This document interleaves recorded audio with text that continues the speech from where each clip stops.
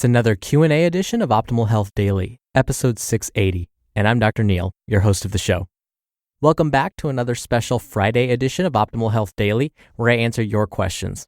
On the other days, I read health and fitness blogs to you, kind of like an audiobook. Now, if you want your question answered right here on the show, come by oldpodcast.com/ask. And if you send in an audio question before this coming Friday, you'll be in a small special raffle to win a book from us on Friday morning, plus on the first of every month.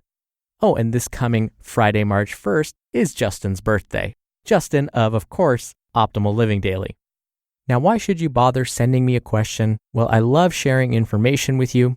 I try not to perpetuate some of those myths that are out there about health and wellness. I have my Doctor of Public Health degree with an emphasis in chronic disease prevention and nutrition.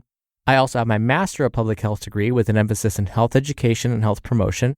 I'm also a registered dietitian nutritionist, a certified health education specialist, and a certified exercise physiologist through the American College of Sports Medicine. When I'm not sharing information on this podcast, I share information with my students at Bastyr University down in San Diego, California, and I also hold 2 other faculty positions. All right, enough of that. Let's get right to today's question and start optimizing your life.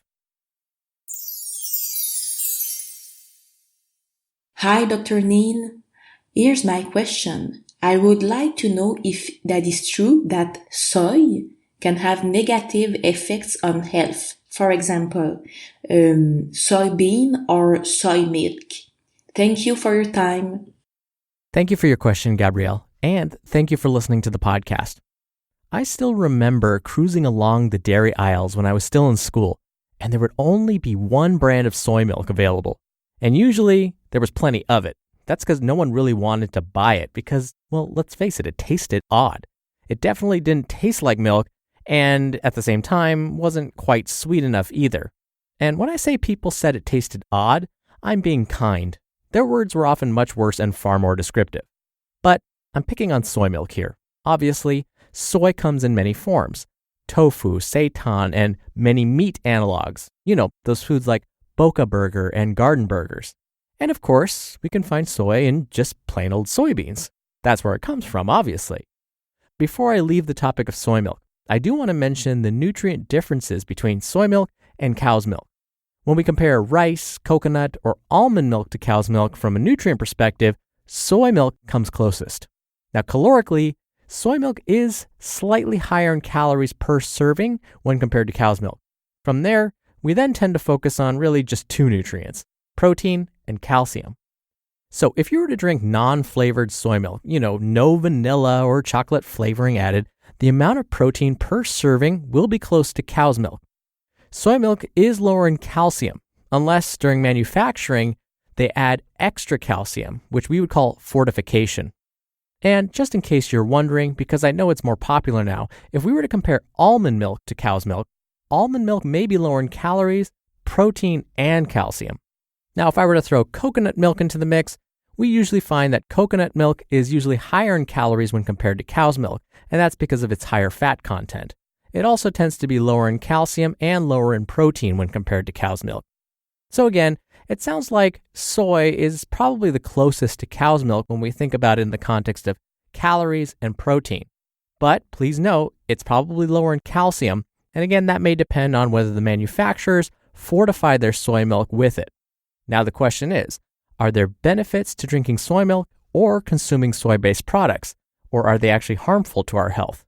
Well, you know me, I like to look at what the research says, so let's dive right in. Some studies have found that consuming soy early in life may lower the risk of breast cancer later. There are also some data that suggests that consuming soy products may lower bad cholesterol levels, also known as LDL cholesterol, in the blood. Soy may have these health benefits because it contains compounds called isoflavones.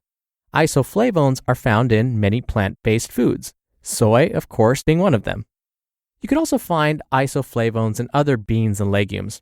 It's thought that these isoflavones reduce inflammation in the body. This is a good thing, because when we're stressed or are sick or have a chronic disease, the body is experiencing some inflammation. Think of this inflammation like a fire.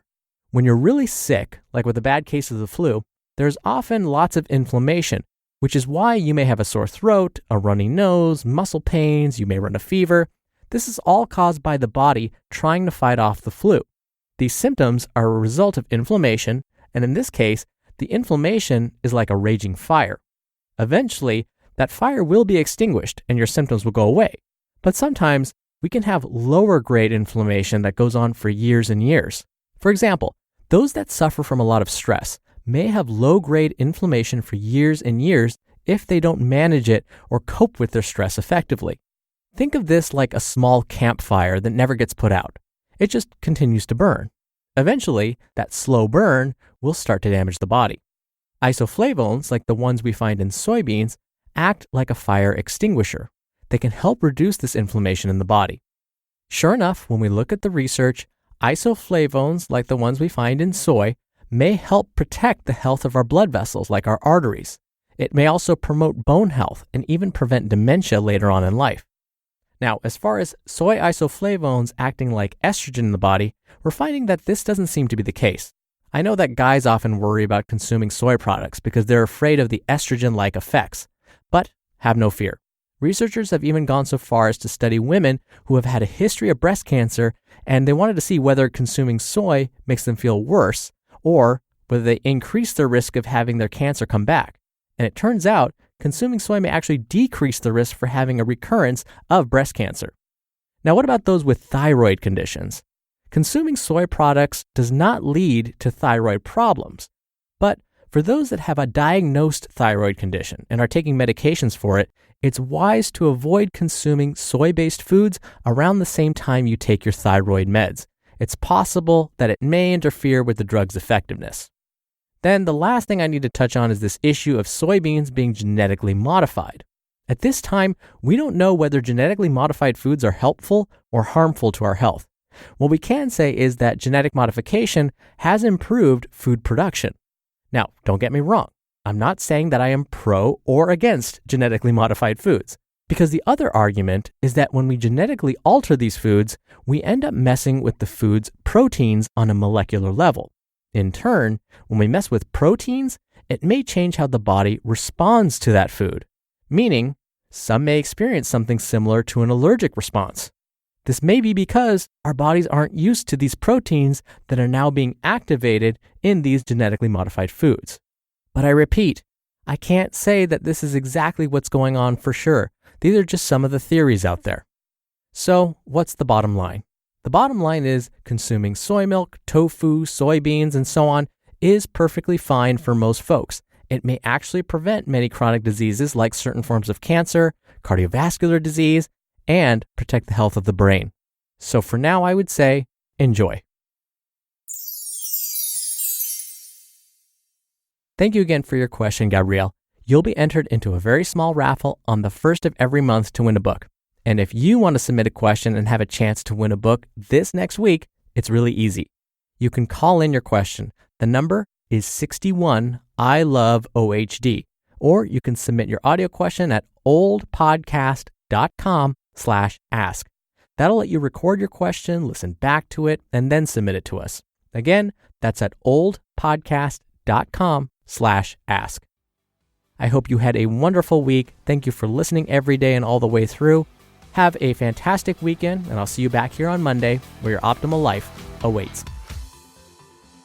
Hello, Life Optimizer. This is Justin Malik, creator and producer of this show and Optimal Living Daily, the brother podcast of this one. Literally, I'm Dr. Neil's brother.